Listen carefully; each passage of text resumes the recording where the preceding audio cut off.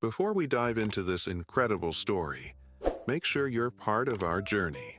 Hit that subscribe button, turn on notifications, and get ready for a story that will leave you thinking. And if you love inspiring tales, a like goes a long way. We don't serve your kind here. These words cut through the late-night diner like a knife through silence. The manager stood tall, arms crossed, staring down at the rain-soaked man whose trembling fingers clutched the edge of the counter. Around them, the fluorescent lights buzzed with the indifference of the handful of customers who suddenly found their coffee cups fascinating. The storm outside rattled the windows, each flash of lightning illuminating the desperation on the homeless man's face. His clothes, tattered layers clinging to his thin frame, dripped onto the linoleum floor, creating small puddles that reflected the harsh overhead lights. The night had been cruel enough. He'd only wanted warmth for a moment, not trouble. In the far corner booth, partially hidden by shadows, a man in a dark jacket paused with his fork midair. His eyes, observant and intense, moved from his plate to the unfolding scene. No one had noticed him yet. Not the self-important manager, not the uncomfortable customers, not the shivering man now backing toward the door. But in moments, that would change. The quiet figure's presence would transform this roadside diner into a place none of them would soon forget. If this moment made you feel something, imagine what's coming next. Hit that like button and stay with us. Subscribe now. The homeless man's shoulders curved inward as if bearing an invisible weight. Just a cup of coffee. Please. His voice barely carried over the drumming rain, a whisper competing with thunder. He dug through his pockets, producing a handful of coins that clattered pathetically on the counter. Nickels and dimes collected from sidewalks and gutters, not nearly enough. The manager's laugh was sharp, rehearsed. Coffee is for paying customers. That, he pointed at the pitiful pile of coins, doesn't cut it. We're not a charity. He glanced at the other patrons, seeking approval in their averted gazes. A woman pulled her purse closer to her body. A truck driver suddenly needed to check his phone. A teenage couple whispered, stealing glances. The homeless man gathered his coins with shaking fingers, each one collected with the care of someone handling precious gems rather than rejected currency. Outside, the storm intensified, wind hurling rain against the windows like it was trying to break through. The diner's warmth, its light, its shelter, all of it now forbidden to him. His fingers left damp prints on the counter as he turned to leave, dignity in tatters but still clutched close. Maybe try the shelter in Westbrook. The manager's voice carried a false helpfulness that fooled no one. It's only about 8 miles down the highway. He didn't mention that the shelter closed its doors at 9 and it was now pushing 11. He didn't need to. His smirk said everything. The homeless man nodded, a small gesture of defeat. His hand reached for the door, ready to step back into the storm that suddenly seemed less hostile than humanity. Lightning flashed, illuminating the parking lot where rain transformed the asphalt into a mirror reflecting headlights and neon. Each step would take him further from warmth, from light, from the simple dignity of sitting at a counter. In the corner booth, the man in the dark jacket set down his fork. His movement was deliberate, unhurried. He lifted his coffee cup, took a slow sip, then placed it back on the saucer with a gentle clink that somehow cut through the ambient noise. It wasn't loud, but something in that sound, in its purpose, its finality, drew eyes his way. The manager's self-satisfied expression faltered as the man stood up, his face emerging from shadow. Recognition rippled through the diner. The teenage girl whispered something to her boyfriend, who turned so quickly he nearly gave himself whiplash. The truck driver's phone was forgotten. The woman with the clutched purse straightened in her seat. Even the cook peered through the service window, spatula suspended mid-flip. Keanu Reeves walked with the casual confidence of someone who had no interest in being recognized, yet carried no pretense about who he was. His beard was a little fuller than in his most recent films, his hair a little longer, but there was no mistaking him. He wore simple clothes, dark jeans, a worn leather jacket, boots that had seen miles. Nothing about him screamed Hollywood, yet everything about him commanded respect. The homeless man had his hand on the door handle when Keanu spoke. "Excuse me?" Just 2 words, spoken softly, but they froze everyone in place. The homeless man turned, confusion written across his weathered face. The manager's expression cycled rapidly through shock, recognition, and calculation, a businessman suddenly aware that the dynamics had shifted. The diner had transformed in an instant from an unremarkable roadside stop to the stage for something extraordinary. No one moved. No one spoke. Even the rain seemed to quiet down to listen. Things are about to take a turn.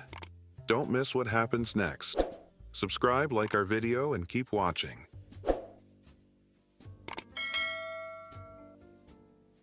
Keanu walked to the counter, his movements fluid and purposeful. The sound of his boots against the linoleum floor echoed in the silence. He stopped beside the homeless man, not looking at the manager yet, but rather at the man whose dignity had been stripped away moments before. "Were you leaving?" Keanu asked, his voice low, meant only for the homeless man, though in the silence everyone heard it. The homeless man nodded, unable to form words, recognition dawning slowly in his eyes. "It's pretty rough out there," Keanu continued, nodding toward the window where lightning briefly illuminated the parking lot. "I think you should stay." The manager cleared his throat, professional smile plastered across his face.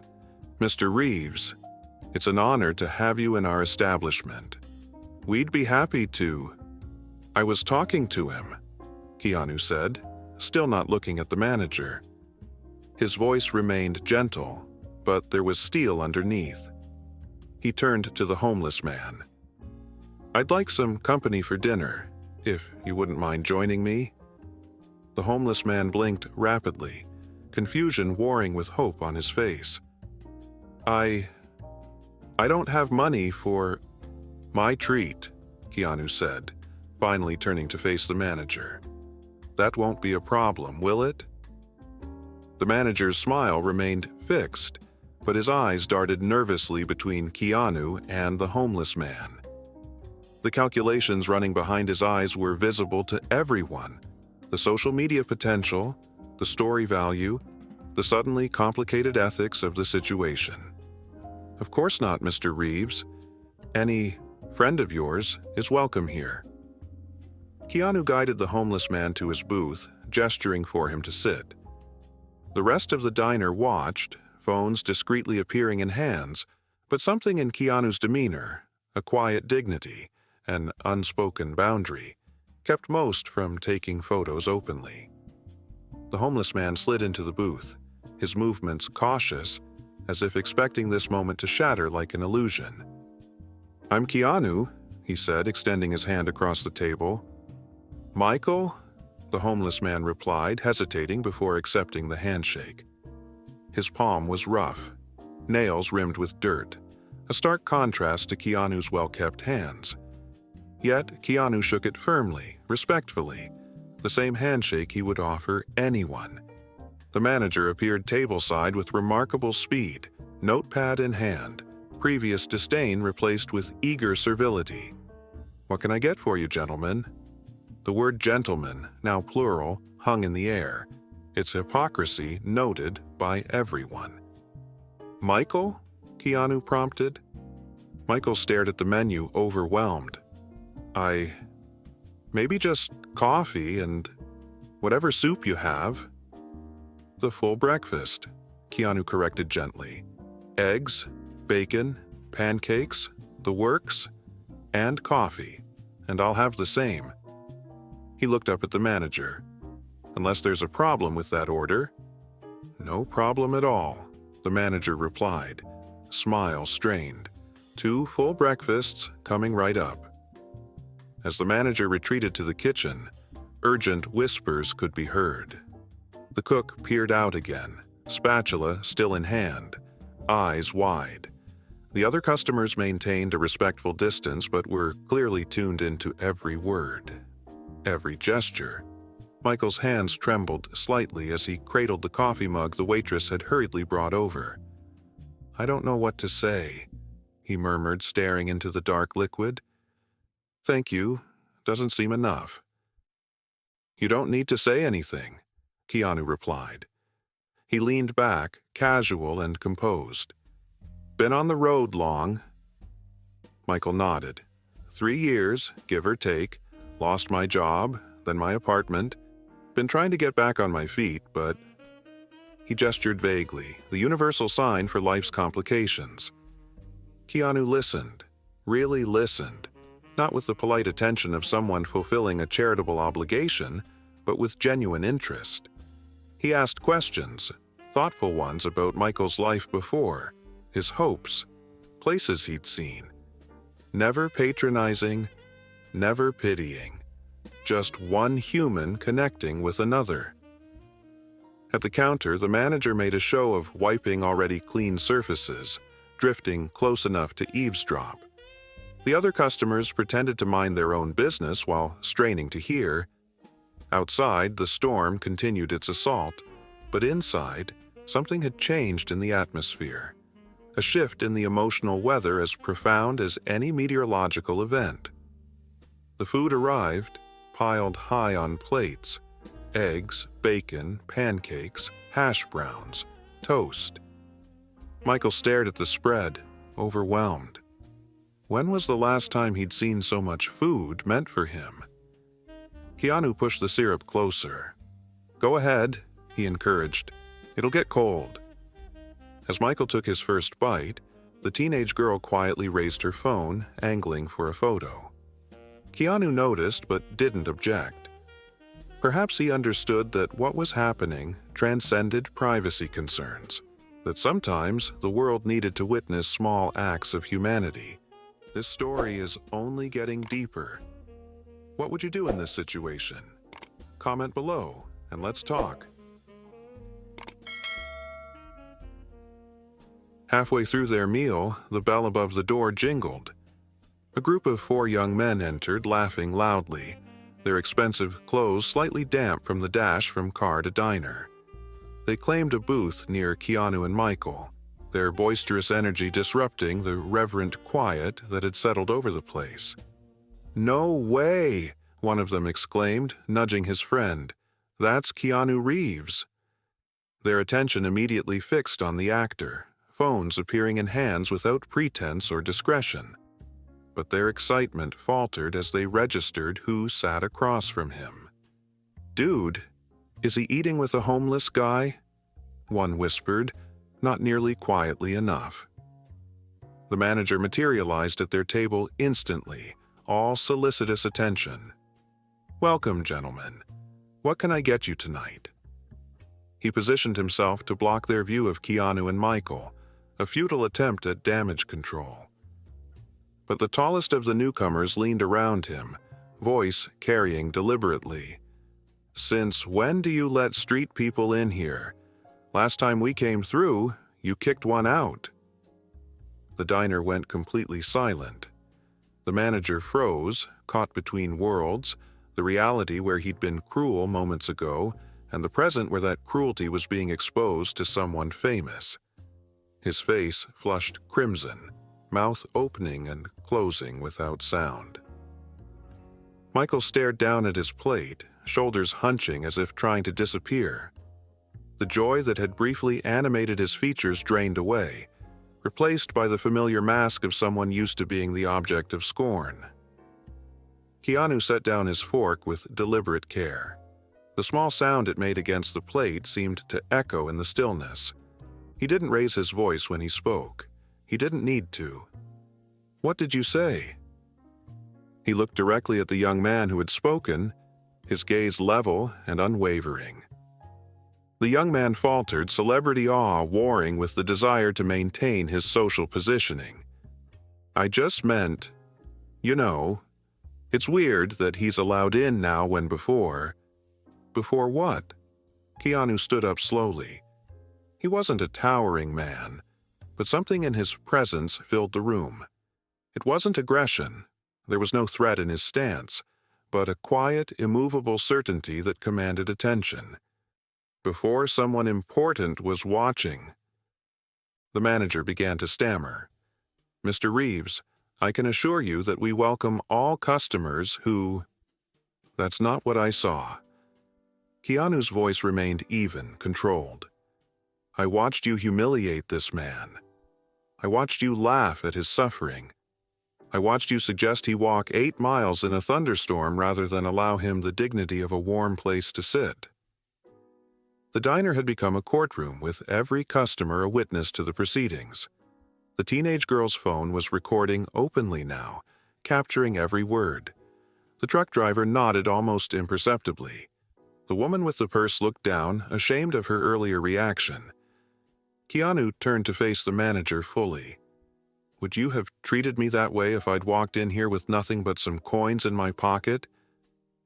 The manager's face had gone from red to white. Of course not, but you're... He stopped himself, but too late. The truth hung in the air, undeniable. I'm what? Keanu asked softly. More valuable as a human being? More deserving of kindness? Why? Because people recognize my face? Because I have money? Each question landed like a gentle hammer, breaking through layers of justification and pretense. That's not... I didn't mean... The manager floundered.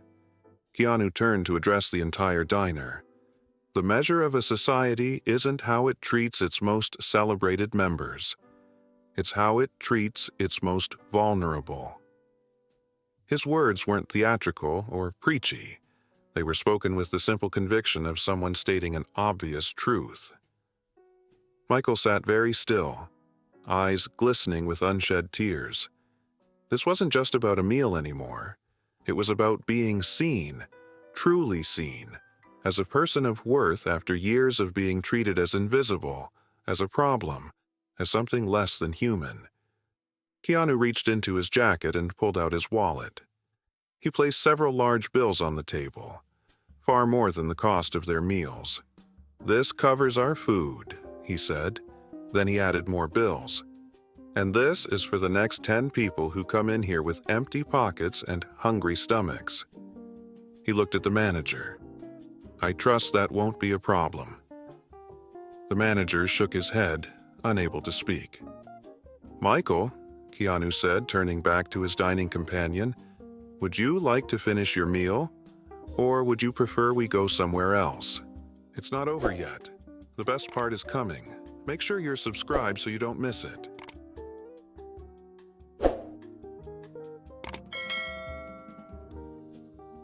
Michael looked at his half-eaten meal, then at the faces watching them. I think I'd like to go, he said quietly. Keanu nodded, understanding in his eyes. Let's go then. As they stood to leave, the teenage girl approached tentatively. Mr. Reeves? Her voice quavered slightly. I recorded what happened.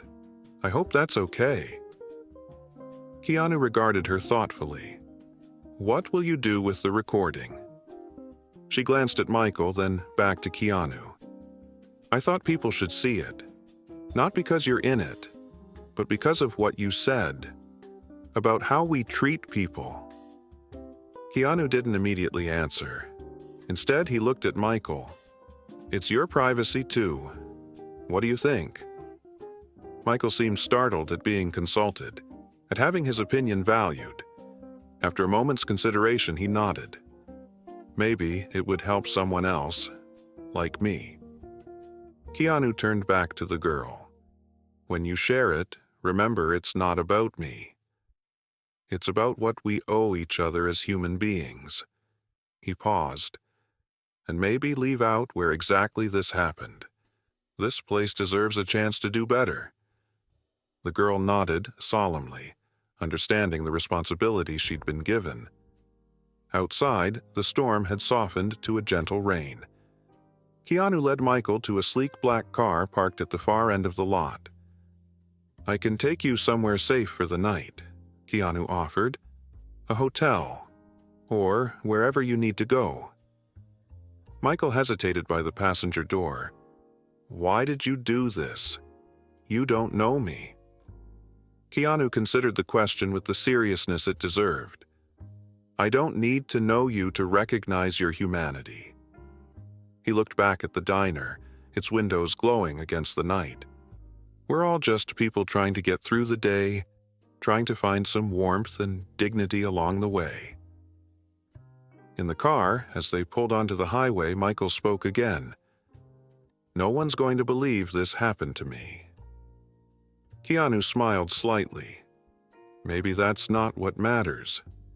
Maybe what matters is that it happened at all." The wipers pushed away the last of the rain as they drove in comfortable silence. No photos taken, no autographs requested, no Hollywood glitz, just two people sharing the road for a short while. At the hotel, Keanu paid for a week in advance. Before leaving, he handed Michael a card with a number written on it. "My friend runs a program that helps people get back on their feet. Housing, job training, the works. Give him a call when you're ready. No pressure, no expectations, just an option." 2 days later, the video appeared online. It spread quickly, not because it featured Keanu Reeves, though that certainly helped, but because it captured something authentic in a world often lacking in genuine moments.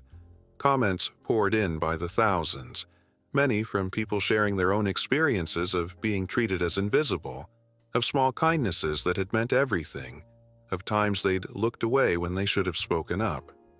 The diner was identified despite the teenagers' efforts, and something unexpected happened. People began showing up, not to gawk or take photos, but to leave money for strangers' meals. A Pay It Forward fund was established. The manager, faced with his own reflection in the viral mirror, instituted a new policy. No one would be turned away, regardless of their ability to pay. As for Michael, he didn't become an overnight sensation. He wasn't interviewed on morning shows or offered book deals. His transformation was quieter, more personal. He did call the number Keanu had given him. He did begin the long, difficult journey toward rebuilding his life. And sometimes, when things got hard, he would remember that night. Not because he'd met a famous actor, but because for the first time in years, someone had seen him. Really seen him. In a world obsessed with grand gestures and performative kindness, it was a simple reminder that echoed in the hearts of millions who watched the video. True compassion isn't about who's watching or what you'll gain. It's about recognizing the humanity in others when they need it most. Whether you're a Hollywood star or just someone sharing a table at a roadside diner in the rain. Wow, what a story. If this moved you, imagine what else we have for you. Hit that like button, drop a comment, and let us know what you think.